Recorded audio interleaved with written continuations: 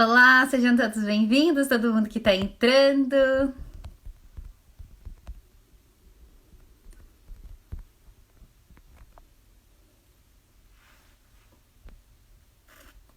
A gente já começa, vou esperar só o Ale entrar. Muito obrigada por estarem aqui.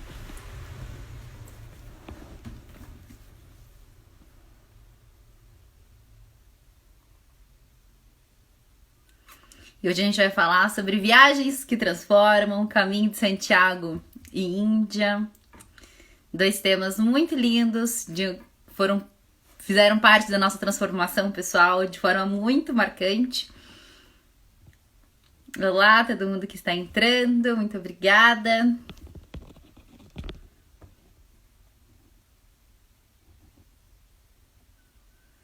Olá, sejam todos bem-vindos.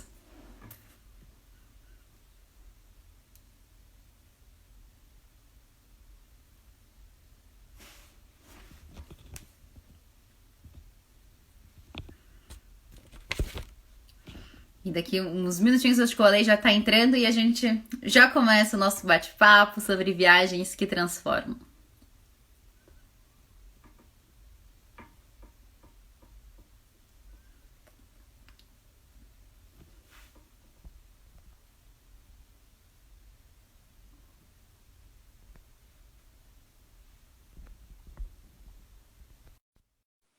Olá, sejam todos bem-vindos, todo mundo que está entrando. O Ale já está conectando.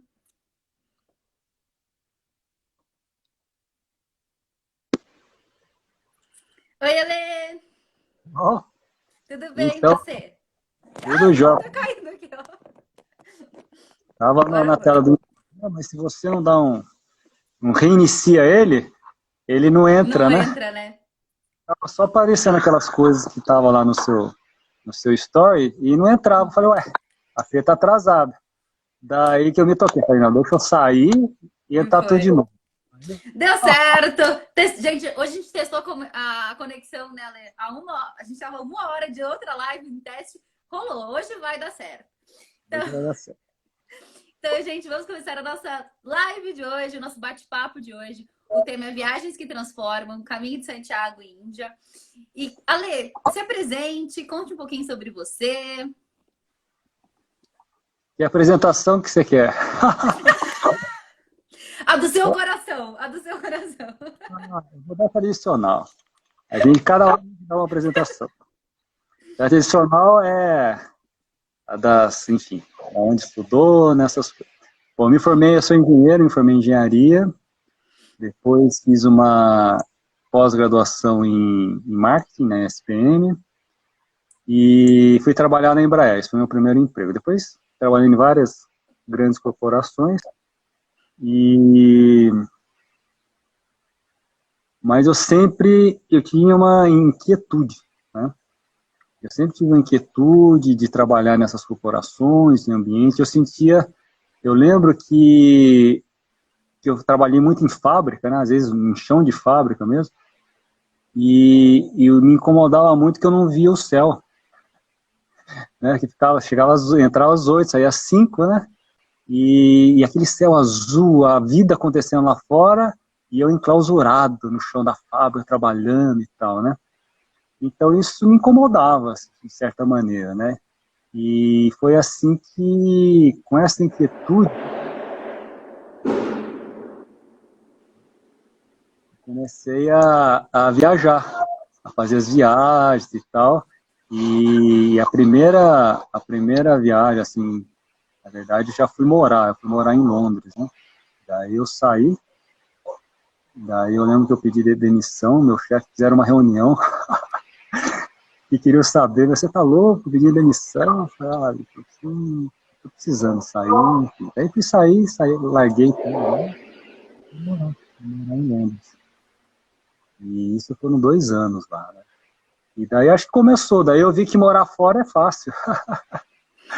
Aí depois que você vai, você vive a experiência, né? E tem medo de ficar sozinho, enfim, né? Tem que fazer tudo, né? Mas daí você vai aprendendo. E daí depois eu lembro até que a primeira que eu fui morar em Londres, E daí eu morei com os brasileiros, aquelas coisas, né, que quem mora fora. E só que eu queria, daí lá tava muito frio, era um final de ano que eu tava, né? Eu chegando no final de ano, tava muito frio. Eu tinha uns amigos que tinham chegado de Israel, eles tinham feito um voluntariado no kibbutz. Uhum. Eles passaram o nome para mim, daí eu tava com os outros amigos, falei, eu vou para Israel, eu vou lá conhecer esse kibbutz. Daí eles falaram, não, eu não vou, porque tá todo mundo tinha um emprego. Eu falei, emprego depois quando eu voltar arranjo outro, né? E daí eu peguei e fui para Israel sozinho. Putz, aí foi uma Perrengão. viagem, porque aqueles voos de estudante, noturno, cheguei lá à noite, não tinha, né, lá o aeroporto, não tem onde você ficar, você chegou, você está na rua, entendeu? Enfim, daí passei umas, né, não foi perrengue, no final deu tudo certo, mas foi assim, daí ali que eu senti que depois dessa viagem, sozinho para Israel, eu falei, agora eu vou para qualquer lugar. E aí, a gente vai falar daqui a pouquinho sobre então, o caminho de Santiago. Então, todo mundo que está entrando, sejam todos bem-vindos.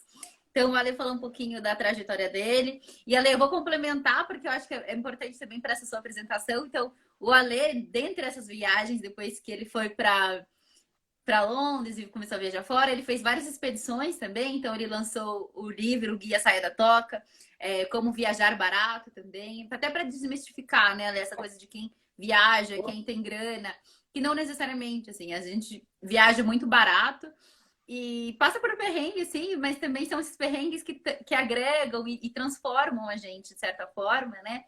E aí ele fez vários projetos também relacionados à doação, né, Ale? Numa dessas expedições pelo Jalapão, ele fez uma doação muito grande de brinquedos para as crianças. Então, o Ale tem uma história muito rica para compartilhar com a gente e falar sobre o Caminho de Santiago, Índia. Então, todo mundo que está entrando agora, sejam bem-vindos. E eu sou a Fernanda Toyomoto, eu sou Isso. jornalista. Quem é a Quem é a Fernanda? Fernanda? Constante. Já vou dar uma introdução. A Fernanda, ela era do mundo da moda, né, Fê? E da Eu moda, era, gente. agora, hoje ela é do mundo do yoga. Olha só, e muito bom, né? Porque, bom, para mim, do meu ponto de vista, né? Sair do mundo da moda para ir para o mundo do yoga é uma grande evolução. Mas fala aí. Bom, como a Lei disse, eu sou jornalista, trabalhei muitos anos com moda, e aí eu estava já no escritório, né, trabalhando com moda, e aí eu estava com uma inquietação muito grande dentro de mim, eu olhei assim para a janela, não tinha janela, né? E aí eu falei, o mundo tá lá fora, eu quero conhecer e quero explorar o mundo, né? Então foi o meu primeiro start, assim, antes eu tinha feito um intercâmbio para Manchester, mas não tinha me despertado ainda esse explorar, né, do mundo. Essa coisa, eu tinha vontade de viajar, mas talvez não de forma tão profunda. E foi depois desse start que eu tive, eu me mudei para a Índia, consegui um trabalho na Índia, foi onde começou minha trajetória com Índia. Depois eu fui para a Argentina, enfim, fiz algumas viagens, alguns trabalhos voluntários ao redor do mundo. E foi aí que começou a minha jornada e meu despertar. Então hoje a gente vai falar um pouquinho sobre o Caminho de Santiago. Para quem não conhece o Caminho de Santiago, o Caminho de Santiago é uma peregrinação, uma das maiores, né? Se eu não me engano, a maior. E acontece Tem vários caminhos, né? Tem o caminho francês, o caminho português, o caminho. Qual outro caminho tem? São uns 6, 7 caminhos, né, Alê? E todos os caminhos levam a Santiago. Todos os caminhos que levam a Santiago é o caminho de Santiago. Todos os caminhos levam a Santiago. Então, É verdade, tá certo. uma vez eu cruzei um cara, acho que ele era alemão. E daí ele falou para mim assim, daí eu perguntei, onde é que você começou, né? E tem aquele negócio do francês, Saint-Pierre-de-Port e tal. Ele falou assim, eu abri o portão da minha casa e comecei a caminhar. Já é o caminho de Santiago. Estou na Alemanha, na casa dele. Então é assim que Conheci funciona. uma galera também que saiu da Alemanha. Mas, bom, o caminho de Santiago, então, são todos os caminhos, como o Ale bem pontuou, que levam até Santiago da Compostela. E tem também até o caminho até Finisterra, que aí é o final, chega na praia, o Marco Zero, né? Eu fiz essa parte, esse trecho também. Mas o caminho de Santiago, ele é um caminho muito espiritual. É onde a gente caminha por muitos quilômetros. Eu caminhei 1.000 quilômetros, o Ale caminhou 800, 1.000 quilômetros também, né, Ale? Eu não fui até Finisterra. O Ale caminhou 800 quilômetros e é uma caminhada dia a dia, onde a gente acorda, começa a caminhar e pensa na vida, pensa em absolutamente tudo. E tem vários momentos de superação. Então, Ale, conta pra gente um pouquinho como começou o Caminho de Santiago para você, como você foi parar no Caminho de Santiago. Então, a minha história do Caminho de Santiago, ela é um pouco longa. Dá uma resumida. Eu tive uma época na minha vida que eu queria fazer o caminho. Mas a minha mente racional falava assim, você tá louco, bicho, você vai ficar um mês na Europa, caminhando, só na Espanha. Com um mês você conhece N países, né? E daí nisso foi passando o tempo, eu acabei não fazendo, não fiz e o Caminho de Santiago meio que ficou deletado da minha mente. Eu esqueci de fazer outras coisas. A vida tomou outros rumos, né? Eu já tinha esquecido realmente o caminho, já não tinha mais, enfim, não tinha mais vontade, não tinha mais nada. Esqueci, deletei.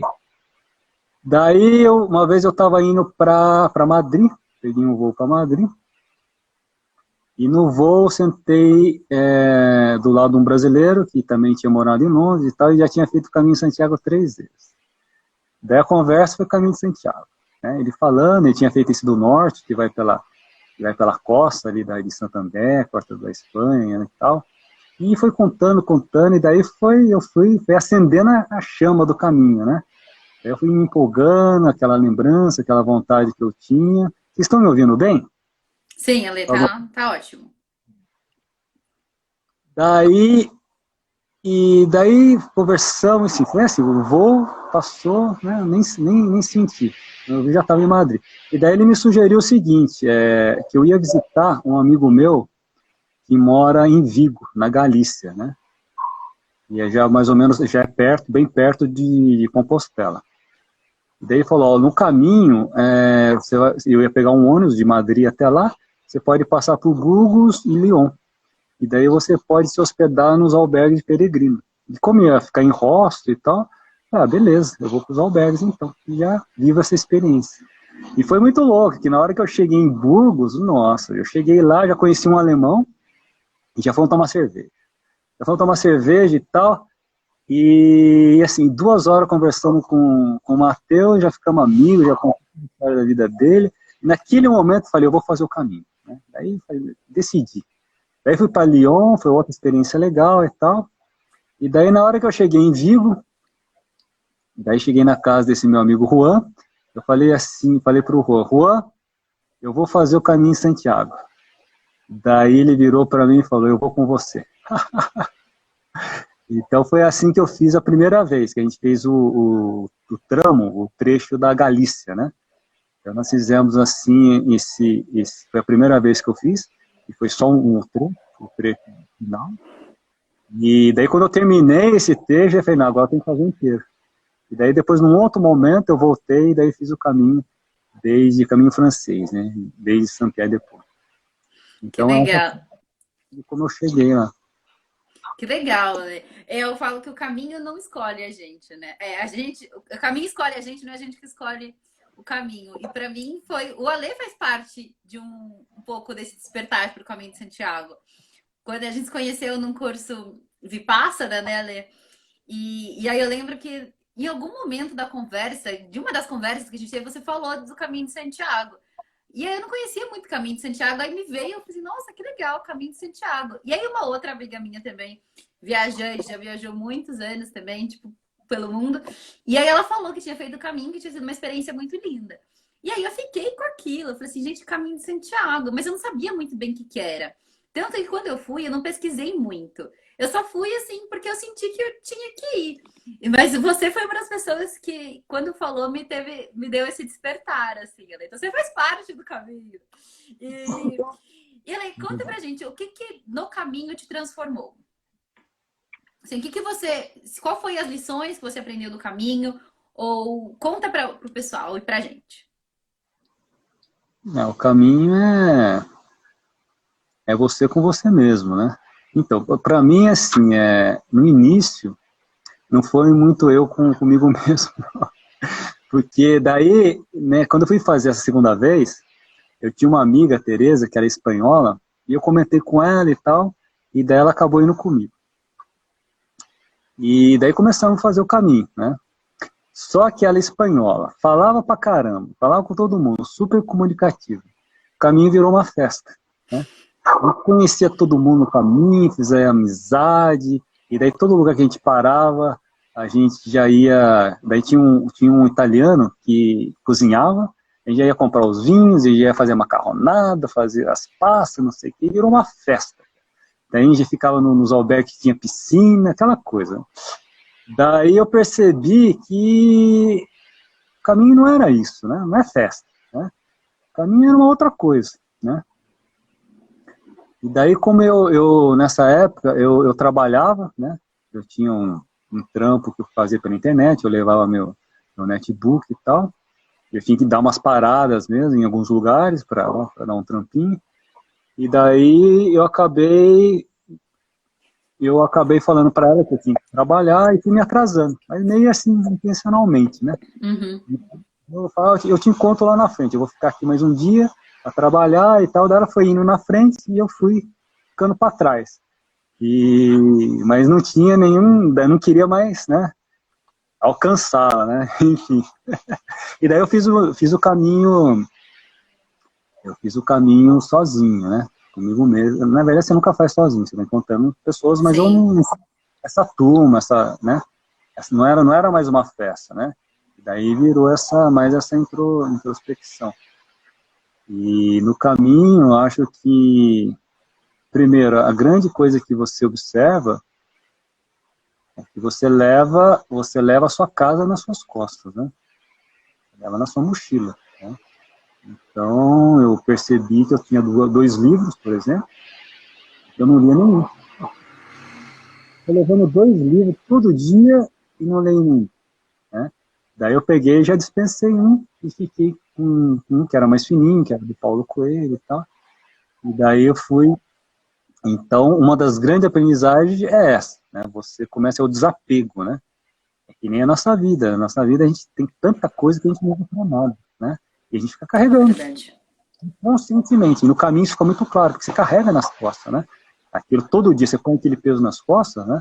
Você se toca. E você vai largando. E é muito engraçado que você vê pessoas largando aquelas toalhas mais felpudas, tênis, roupa, sapato, secador de cabelo, né?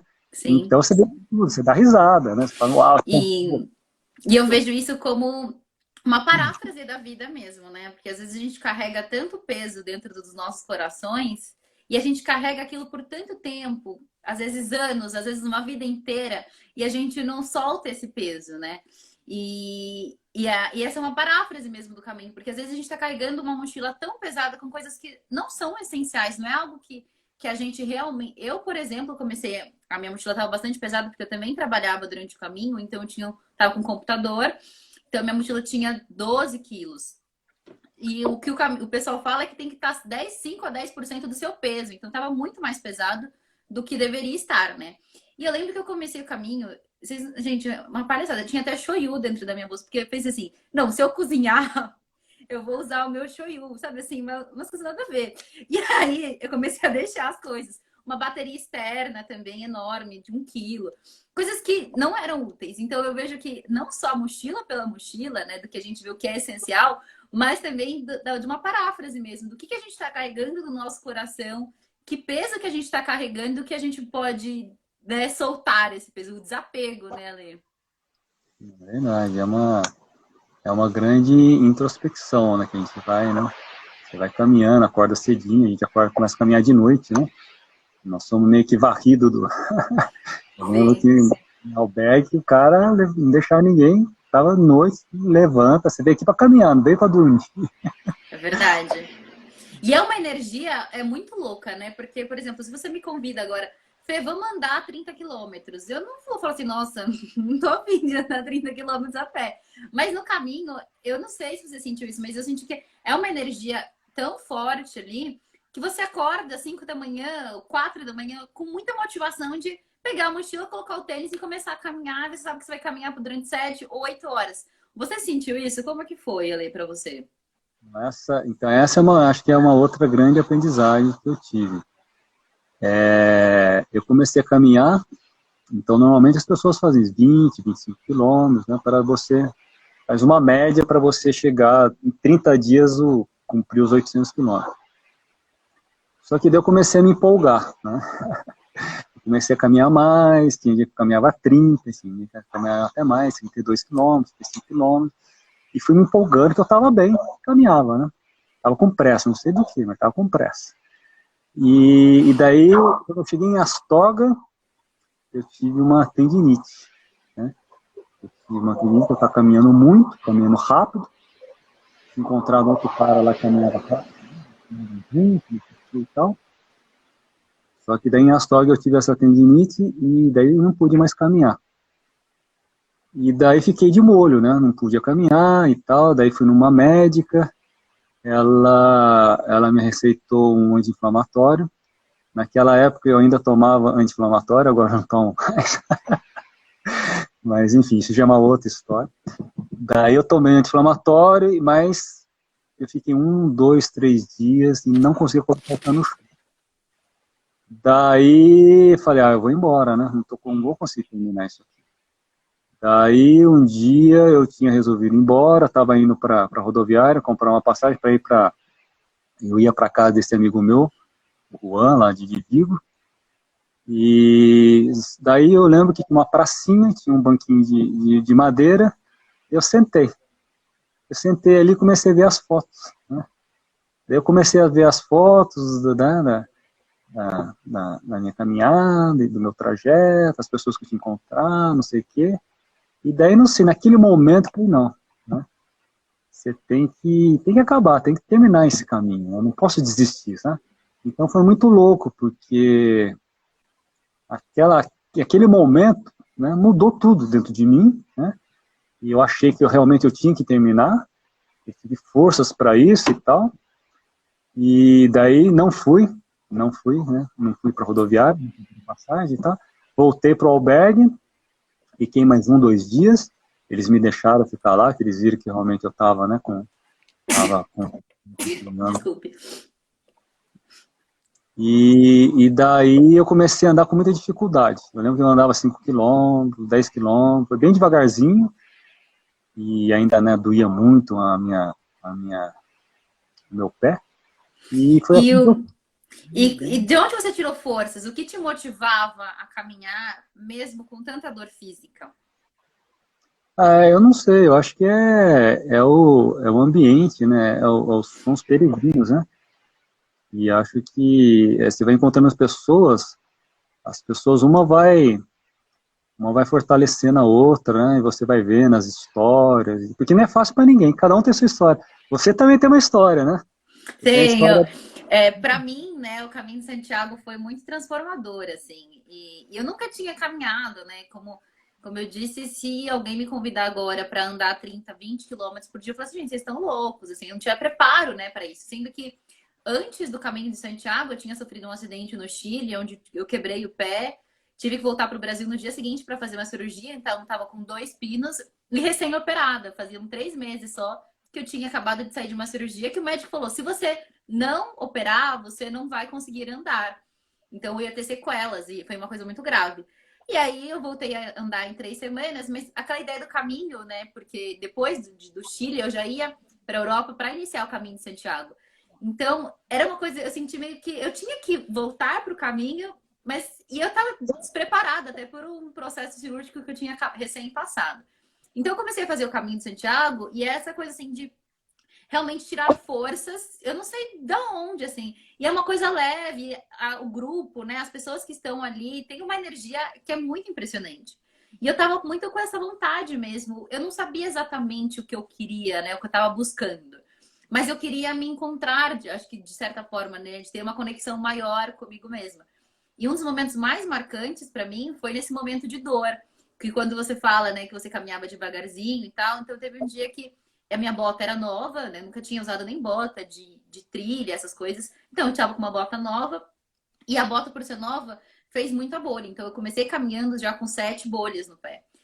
E aí é aquela coisa, né? Negando a dor. Não tem nada, não tem dor, né? Vamos que vamos, é isso aí, né? Força. E aí teve um momento, eu tava sozinha, era um trecho de estrada, muito calor. E nesse, era uma bolha, assim, no dedinho do pé, que eu não sabia que nem que poderia doer tanto uma bolha no dedinho do pé. E aí eu fui caminhando e eu comecei a sentir aquela dor, mas era uma dor, assim, não era só dor física, era uma dor de alma mesmo. E era uma dor profunda, profunda, profunda. E aí eu sentei no meio da estrada, assim, no acostamento da estrada, eu tava absolutamente sozinha, não tinha ninguém. E eu comecei a chorar. E aí, naquele momento, eu pensei em desistir do caminho de Santiago. Eu falei, não é para mim isso, eu não consigo caminhar mais, a minha pele já estava em carne viva, eu tirei a bota, estava praticamente sangrando, né? Tava já em carne viva mesmo. Eu falei, não consigo. E aí eu me entreguei para a dor e me permiti sentir aquela dor muito assim profunda mesmo, não só física, mas era uma dor de alma. Quando eu me entreguei e comecei e senti aquela dor, apareceram um grupo de pessoas, tipo, umas 5 pessoas que surgiram, gente, não sei, da terra, sei lá de onde aquelas pessoas surgiram, porque não tinha ninguém, eu tava sozinha no caminho. Eles me viram naquela situação e falaram, o que que tá acontecendo? Porque eu tava assim, aos prantos, eles falaram, a gente faz um curativo, então cada um tinha um remédio, então cada um fez um curativo em mim. E aí se disponibilizou a carregar a minha mochila, eu falei, não precisa, eu carrego. E aí sei que depois disso, e nesse dia eu andei mais 20 quilômetros. E aí foi a minha primeira lição, né? Que por mais que a dor seja profunda, por mais que a dor pareça que você não consegue transpor, quando você aceita essa dor, quando você integra essa dor dentro de você, você consegue transpor mais rápido. E a força das pessoas ali foi muito importante para mim. Então, saber receber também ajuda, né? Porque às vezes as pessoas querem ajudar e te ajudar, mas às vezes a gente fala, não, tá tudo bem, eu consigo lidar com isso. Mas então, aprender a receber a ajuda das pessoas também, para mim, foi muito, muito importante durante esse processo. Acho que é um processo de autoconhecimento, mais do que tudo, né? É o peregrinar, né? Você está peregrinando, mas você está peregrinando ali fisicamente no caminho, mas ao mesmo tempo você está fazendo a sua viagem interior. Né? E é essa viagem interior, de você aceitar o que e observar, quando você falou que as pessoas pararam, que você estava ali, né, chorando e tal, e na hora me veio na mente a imagem de anjos, né?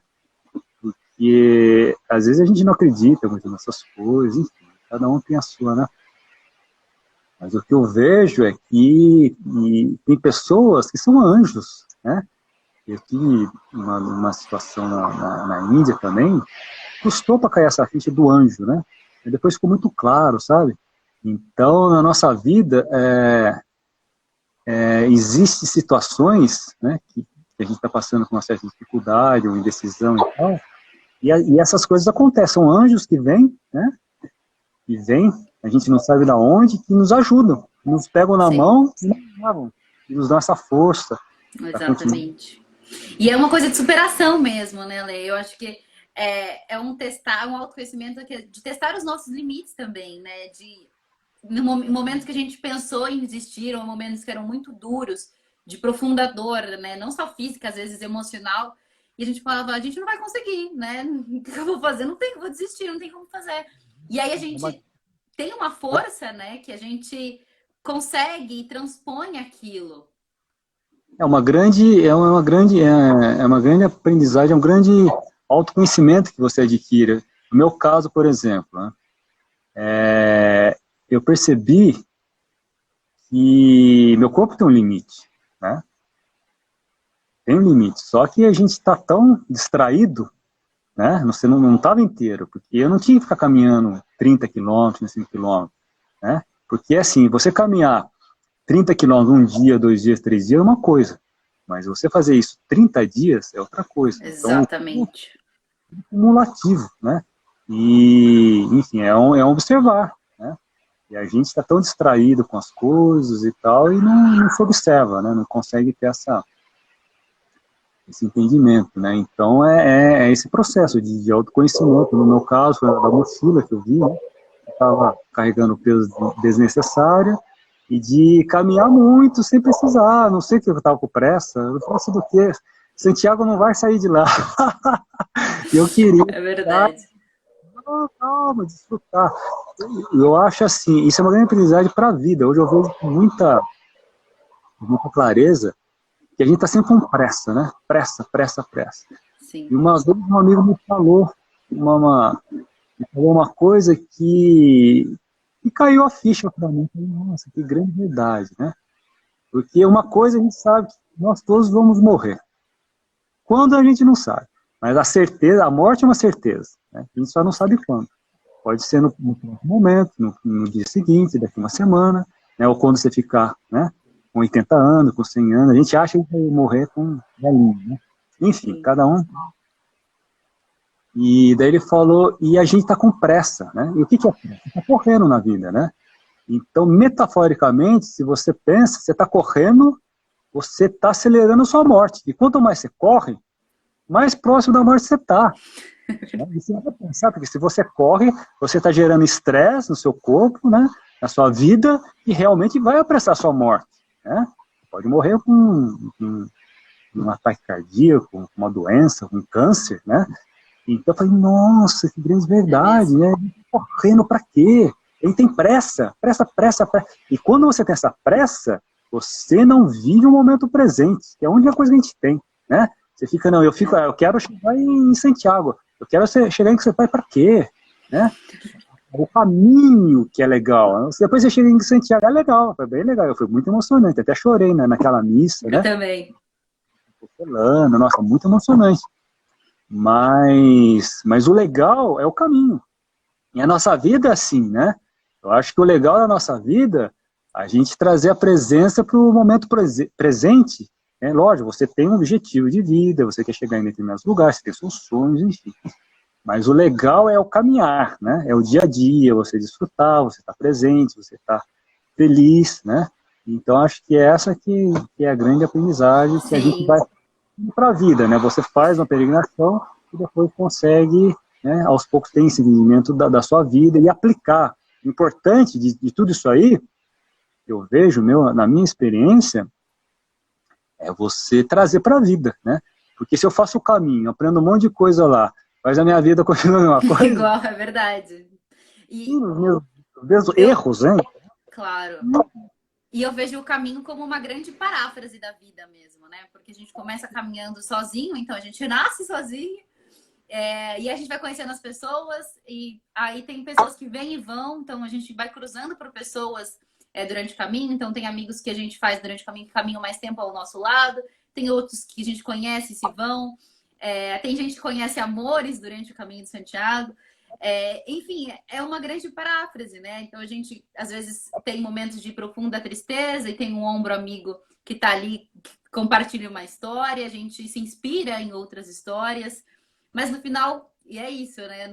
O mais do que a chegada é o caminho, né? O que a gente aprende no caminho e com essas pessoas.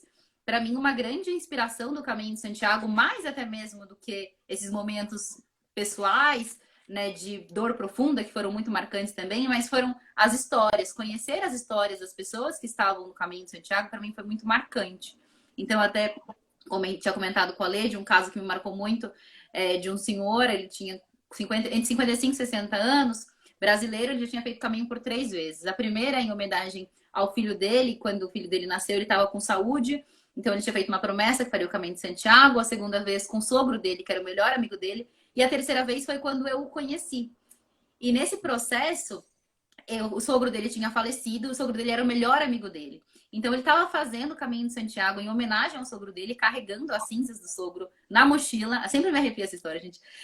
Estava carregando, né, as cinzas do sogro na mochila e manipulando aquelas cinzas durante o Caminho de Santiago e jogando as cinzas do sogro pelo caminho nos momentos que ele tinha mais que o sogro tinha mais gostado. Então ele estava, além de realizando o sonho do sogro, que tinha deixado para ele essa missão, ele estava vivendo o luto de perto ali, né?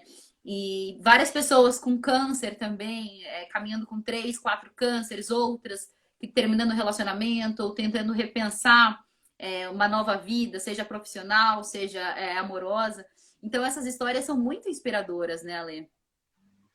Você falou nisso, eu lembrei, porque eu contei que no início eu comecei a me atrasar, né?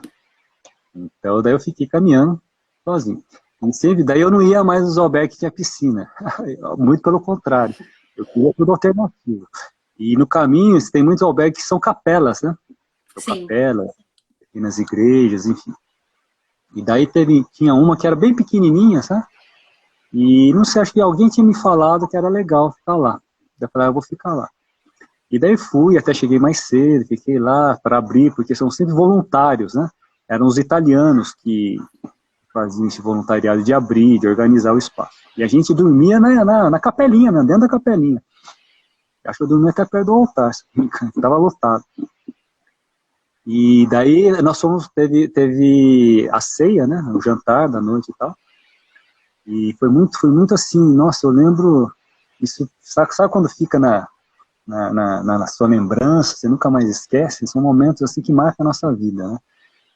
Eu lembro que era uma mesa muito, muito grande, muito comprida, de madeira, todo mundo sentado, comendo uma macarronada, feita pelos italianos, muito gostosa, por sinal. E nisso era o sol, é verão, né? Então o sol se põe bem tarde, acho que era umas 10 horas e tal, era o pôr do sol, e aí tinha aquela porta imensa da capela, e ela estava entreaberta. E eu estava sentado assim num canto da mesa, e vinha, sabe quando vem os raios, né? Que lindo, sim. E tava aquela iluminação, né? Os raios entrando assim pela porta, iluminando só uma parte da capela, uma parte estava no escuro, outra de uma cristal de amarelo. E ali eu senti a presença divina, né? Uau, sabe? Então são momentos de comunhão, você faz a comunhão com o divino, né? Sim. Então, sim, Deus ali, uau, sabe? Dá aquela Que sensação, lindo isso. assim, muito profunda, você fala, nossa, a divindade está presente aqui, É. né? Todo mundo comendo, todo mundo, sabe? Aquela harmonia, aquela conversa, agradecendo, né? Então a gente vive situações que são muito profundas, né? Que marcam a Sim. gente. Você falando do sol, e tem muito nisso, é muito isso, né? Porque a gente caminha entre 20 a 25 quilômetros por dia, e todo dia a gente acorda com um novo nascer do sol e um pôr do sol, em lugares diferentes, né? Porque cada dia a gente está numa cidade, e para mim foi muito isso. Teve um dia em especial, assim, que o nascer do sol era a coisa mais linda, assim, que eu olhava, eu me chorava de emoção, porque é uma coisa tão bonita e é tão genuína, né? É de uma simplicidade, mas de uma beleza tão profunda. Então você fala, gente, às vezes a gente se apega a tantos problemas, a tantas coisas, e a natureza nos dá tudo. E aí eu senti também um sentimento muito grande de ser merecedora de estar ali. Porque às vezes não me sentia merecedora, talvez, de várias coisas, e ver aquele pôr do sol, né? Ver aquele nascer do sol, eu senti tão merecedora de poder olhar aquilo e falar, meu Deus, que coisa linda, e é de graça, assim, né? Eu posso também ter essa sensação e receber. Então é um pouco do que você falou mesmo, sobre uma conexão profunda, né? De gratidão mesmo, gratidão pela existência. Eu acho que vai além da palavra, né? Gratidão, mas de você poder ser grato pelo momento presente, né, Lê? É verdade. É que até o Titãs, se eu não me engano, tem uma música de ver mais pôr do sol, né? A gente passa a vida não vê pôr do sol, não vê nascer do sol, né? É Então, acho verdade. que quanto mais pôr do sol a gente vê, mais a gente se conecta, que a natureza é a divindade, né? Então, é isso que é a vida. A vida é simples, né? A vida é um nascer do sol, a vida é um pôr do sol. São momentos únicos, não se repete, né? Cada pôr do sol é único, cada nascer do sol é único. Mas agora eu lembrei de uma coisa que acho que é legal falar. Porque não tem, enfim, é uma coisa boa, mas não foi assim um comportamento legal meu, sabe? Uhum. Também foi numa capela, na mesma história. Eu lembro que ela ficava no alto de uma montanha. E a mesma história, eu cheguei lá e tal, e daí tinha um outro voluntário, só que esse acho que era espanhol. E ele tava organizando também, quando eu cheguei, o pessoal tava descascando umas batatas para fazer a sopa da noite e tal, daí eu fui ajudá-los, e fomos, arrumamos tudo, e foi chegando gente, empinhocou, tinha umas 20, 30 pessoas. Uhum. E daí chegou a hora de jantar, todo mundo morrendo de fome, né?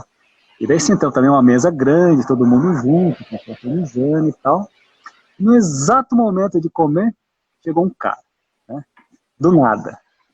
E o cara chegou com aquela carinha, né? Tô morrendo de fome pra mim.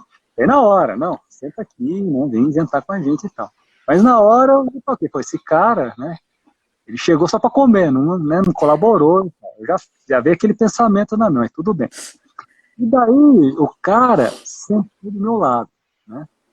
Daí eu tava assim, na entrada, daí tinha um banquinho, ele sentou do meu lado, e o cara, fedido. Porque a gente não é, aquele negócio de caminhar, você não toma muito banho, não sei o que, o cara um fedor. E na hora veio aquele pensamento, puta, que azarado eu sou, cara. Então eu tenho que sentar, quando chega atrás, bem do meu lado, fedor, né? E aquele pensamento, sabe, de preconceito, né? Né? Sim. Daí começou, e todo mundo começou a comer, começou a jantar e tal. E daí eu falei, tá aqui do lado, vou conversar, né? Eu comecei a conversar com ele. E daí, esse cara, olha a história dele. Esse cara é um suíço, né? Que estava viajando já há muito tempo, né?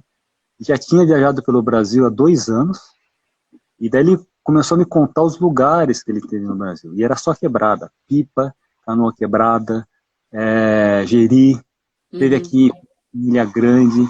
O cara conhecia Jalapão, o cara conhecia só quebrada e tal, conhecia tudo, era um mochileiro, né? E daí ele estava fazendo o caminho de Santiago há 3 anos. Ele ia e voltava. E fazia os outros caminhos, né? Todos os caminhos levam a Santiago, né? Fazia os caminhos alternativos. Ele me mostrou o passaporte de peregrino dele. Meu, era só caminho, tinha 3. Daí na hora, bicho, eu fiquei amigo do cara. Nós ficamos amigos, daí eu comecei a contar minhas viagens, até ficamos super amigos. Enfim, daí ele contou várias coisas, foi uma grande aprendizagem para mim, né? E quando você começa a viajar, seus amigos não te entendem, né? Ele falou que se correspondia com os amigos por e-mail e tal, e os amigos falaram para ele que ele estava louco. Você está louco, né? Você fica viajando, e a sua vida? Você largou seu emprego aqui, né? E quando você voltar, como é que vai ser seu futuro, sua aposentadoria, enfim, todas essas questões, né? Ele falou que já não conseguia mais conversar, né? Ele falava pro amigo dele que ele estava lá em Jeri, o cara nem sabe onde é que é, o cara nem sabe onde é que é o Brasil, ainda mais Jericoacoara, né? Então, não tinha mais conversa, né? Então, foi essa conversa, e eu falei, eu também sinto algo parecido, que quando a gente começa a fazer coisas que não são normais, você começa a ter novos amigos, né? Porque aqueles antigos já não vibram, são frequências diferentes e tal, né? Então, para mim, o que ficou foi uma grande aprendizagem, é esse preconceito que a gente tem, né? Porque eu acho que isso, às vezes, esse racismo, nós somos racistas, a gente fala que não é racista. Mas lá no mais profundo, porque essas coisas eu vejo que está lá no nosso DNA, sabe? Então, e são coisas que às vezes você fala que não é, que não quer, mas ela vem, é lá fora. Mas é uma desconstrução constante, né, Ale? Então, eu acho que é importante até quando você diz que você reconheceu esse seu preconceito, mas você se permitiu também a superar ele, né? Então, por mais que tenha toda... É uma desconstrução constante de todas as nossas ações, né? E uma outra coisa que eu acho que conecta também, não só as pessoas, né? Mas todo mundo do caminho, e também é uma paráfrase da vida, mas que é a vulnerabilidade, né? A gente está ali no caminho e a gente é muito vulnerável, porque a gente está todo mundo no mesmo barco, tá todo mundo com uma mochila, com uma roupa de academia, então ninguém sabe quem tem dinheiro, quem não tem, o que faz, o que não faz, e isso pouco importa ali. Então, e a gente se é muito aberto e muito vulnerável ali. Então, essa vulnerabilidade, eu acho que nos conecta também. Porque você, como disse, né? Você conheceu esse rapaz, no começo teve um preconceito, mas você se permitiu a superar esse preconceito. Mas depois vocês se abriram e os dois estavam vulneráveis também. E criou-se uma amizade ali também, né? Então, acho que uma das coisas que também de lição que eu vejo do Caminho de Santiago é que a vulnerabilidade, às vezes a gente tem muito medo, a gente cria máscaras, né? Sociais e personas que a gente quer sustentar aquilo. Mas quando a gente se permite ser vulnerável, quando a gente se abre também para a vulnerabilidade, isso pode ser tão bonito e nos conectar de uma forma tão mais genuína com as pessoas, né? É verdade, esse preconceito, né, indo um pouquinho mais além, já foi uma coisa que eu aprendi quando eu vivi na Índia, é o julgamento, né? O preconceito nada mais é que um julgamento, né? É um julgamento de uma mente condicionada. E na Índia ficou muito claro para mim, né, que que a todo momento a gente está julgando. Tudo, e principalmente pessoas. Né? Às vezes você olha para a pessoa, você já não vai com a cara, já não quer. Né? Porque alguma coisa aconteceu ali, às vezes você tem algum trauma, né? Algum condicionamento mental, e você já julgou a pessoa sem falar com ela. Sim. E julgar muitas pessoas por elas terem estilos de vida diferentes, fazer as coisas diferentes, estarem vivendo o karma dela, né? Então, o que também, para mim, foi uma grande aprendizagem, é a gente parar de julgar, né? E quando você para de julgar, você convive muito melhor. Você não julga mais nada, né? Eu tenho meu caminho, né? Meu caminho é esse. Se seu caminho não é esse, é outro, não tem problema nenhum. Cada um está no seu caminho, né? E não tem certo, não tem errado, né? E cada um vai vivendo com o caminho. Agora, o que acontece é sintonia, né? Se eu estou num caminho, eu estou num caminho de busca interior, a outra pessoa está no caminho de festa, né? De olhar para fora, de curtir e tal, né? Não tem problema nenhum, só que não há sintonia, porque nós estamos vibrando em frequência diferente, né? Mas e tudo bem também, né? Cada um tá na sua trajetória, cada um tá na sua vibe, né? O ponto é esse, né? Então você não julga, não vai falar para você, não, você está errado, você tem que fazer o que eu estou fazendo. Não fala nada. Só que também você não força essa amizade, você não força, entendeu? Porque deixa a pessoa na vibração dela, você continua na sua, cada um segue o seu caminho, você continua mandando amor, manda meta para a pessoa e assim seguindo. Eu acho que esse é o ponto, né? O respeito. Então, é o principal. O respeito pela individualidade de cada um, pelo processo de cada um mesmo, né? E até um outro ponto que eu acho que nos conecta também, eu conversei com muita gente durante o caminho e eu percebi dois sentimentos que movem muitas pessoas que estão no caminho. Um deles é o amor e o outro é o medo. Então eu vi que são dois sentimentos muito presentes em todo mundo que estava caminhando. Um amor né, pela família, o amor pela própria, o auto-amor, o autocuidado. Mas ou alguém estava num relacionamento e eles terminaram, então a pessoa estava com um sentimento de dor profunda pelo término do relacionamento, ou pela morte de alguém, né? Então tem muita relação do apego também. E o medo, então o medo de perder o emprego, o medo da doença, o medo de, enfim, de N medos, né? Então foram dois sentimentos que eu vi, que percebi que estavam muito presentes no caminho e que são sentimentos que estão presentes na nossa vida o tempo todo, né? O medo e o amor. O que você acha disso, Ale? O medo é paralisante, né? O medo para mim é muito simples. Se você tem medo de fazer uma coisa, vai e faz. Você perde o medo. Porque o medo, ele é um condicionamento mental, ele está na nossa mente, né? A gente cria histórias, a gente ouve as pessoas falarem, isso, várias coisas vai influenciando, né? E vão formando, a gente vai fazendo uma ideia, vai formando Então você vai criando esse medo, uma criação da mente, né? Então você tem medo de fazer uma coisa, e quando você faz, você vê, nossa, que besteira, né? Porque você cria um mundo em torno daquele medo, né? Você faz uma fantasia, e quando você vai e faz aquela coisa que você teria medo, você fala, nossa, que besteira, eu com medo disso aqui, que bobagem. Você É verdade, mas eu digo que... Então é uma maneira que eu vi de superar o medo, né? O medo é uma coisa da mente, o medo ele é muito mental. Lógico, tem pessoas que têm trauma, cada caso é um caso, né? A gente não pode nunca generalizar nada, né? Às vezes a pessoa tem traumas, enfim, né, muito fortes e tal, mas, assim, de maneira geral, os medos que a gente tem no dia a dia, eu acho que, assim, muita coisa da mente, a mente que cria, né? Esse medo de viajar. E viajar, para mim, é muito mais um ato de coragem. Coragem de tudo. Você enfrentar seus medos, de desapego, de ir para o desconhecido. Desconhecido causa medo, né? A gente vai para um lugar desconhecido, causa medo. Você não conhece? Não tem medo do desconhecido, né?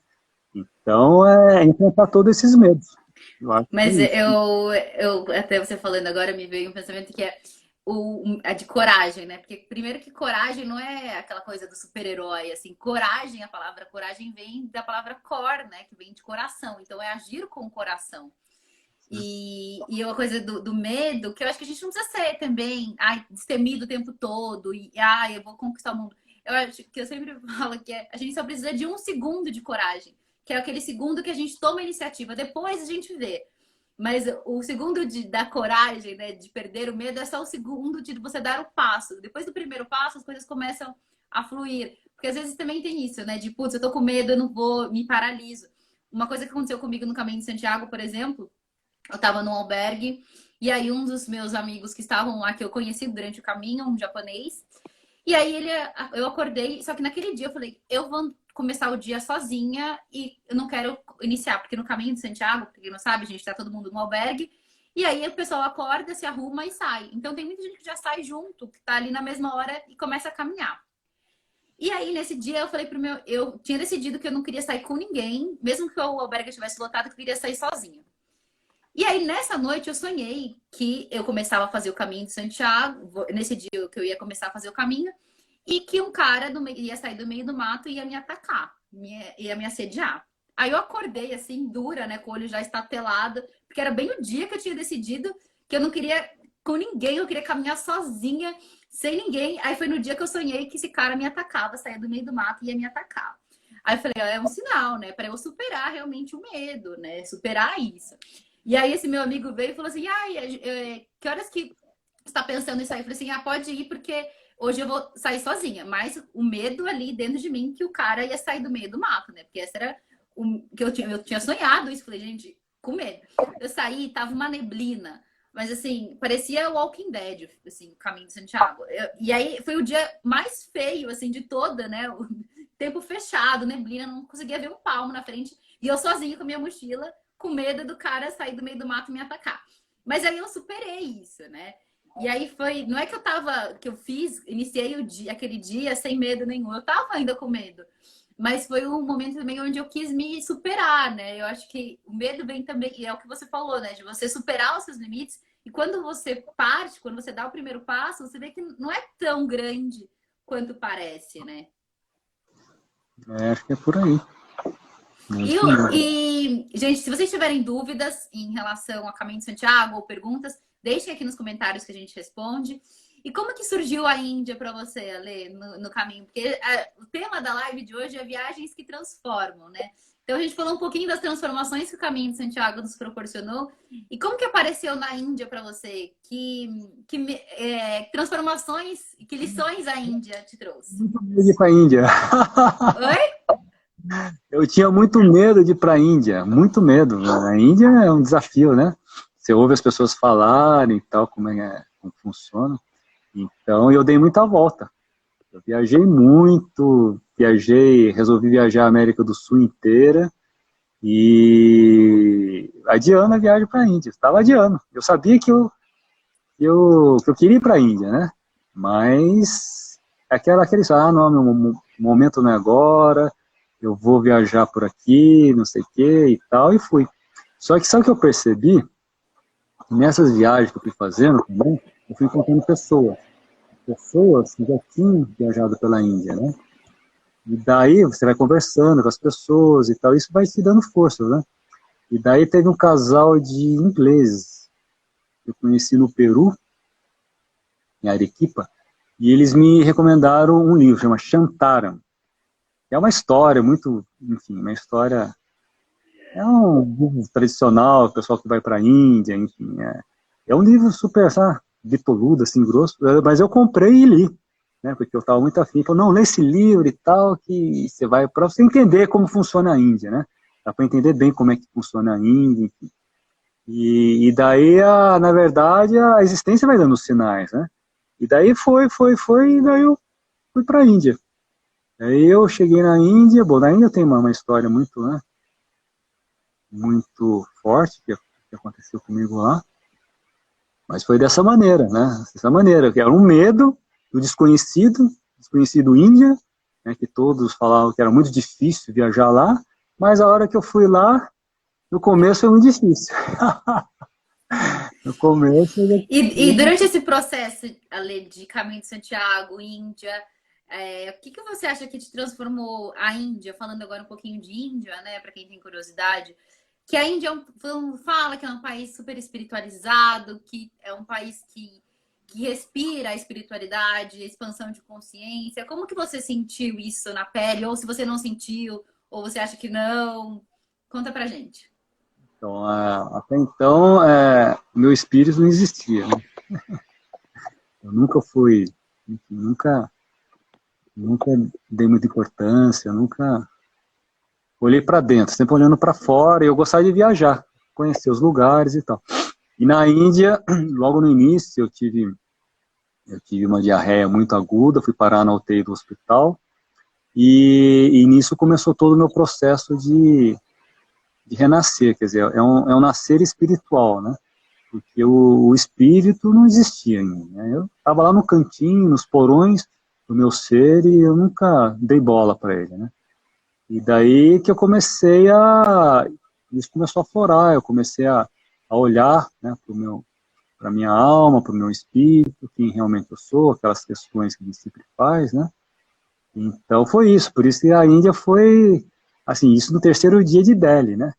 E daí eu questionava a Deus, perguntava para Deus, né? Eu naquela situação, no hospital, numa UTI, e daí eu ficava questionando, né? E falo que tudo que acontece na sua vida tem seu lado bom.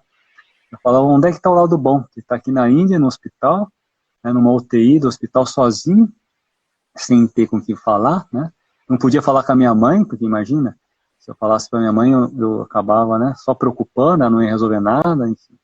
Então eu tinha que guardar isso para mim, eu conversava com ela, naquela época eu falava com ela pelo Skype, mas não, enfim, não omitia essa parte, falava, né, só que estava tudo bem e tal.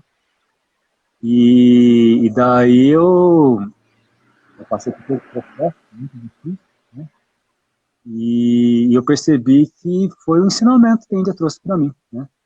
Foi esse renascer. A partir daí eu comecei a dar importância, né, para voltar esse olhar para dentro, né, a fazer as práticas espirituais. Eu fui aprendendo yoga, fui aprendendo meditação, uma série de coisas foi vindo para mim, né? Buscando também sempre essa sintonia com a existência, aceitando, né? Aceitar tudo que a existência traz, você aceita, né? A gente questiona, né? A gente não quer, fala, não, isso acontece comigo, que desgraça e tal, né? Mas Sim. tudo tem ensinamento, né? E se tivesse um marco, assim, como que é, numa palavra, como que é o Alê antes, né, dessas experiências e o Alê depois?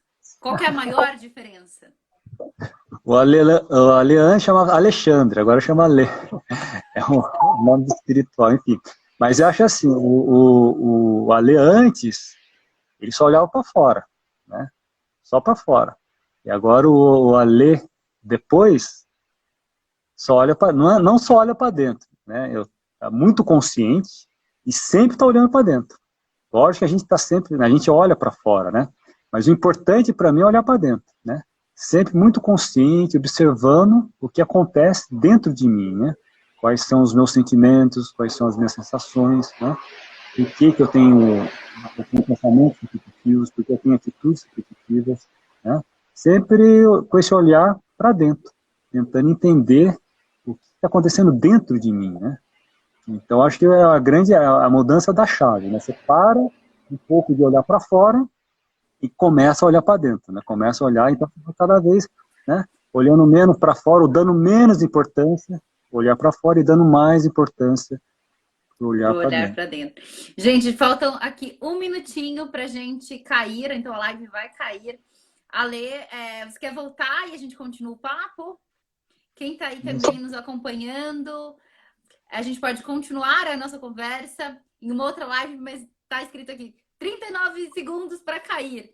Então eu vou derrubar essa live, vou salvar agora, vai subir e a gente entra numa nova, Lê, pode ser?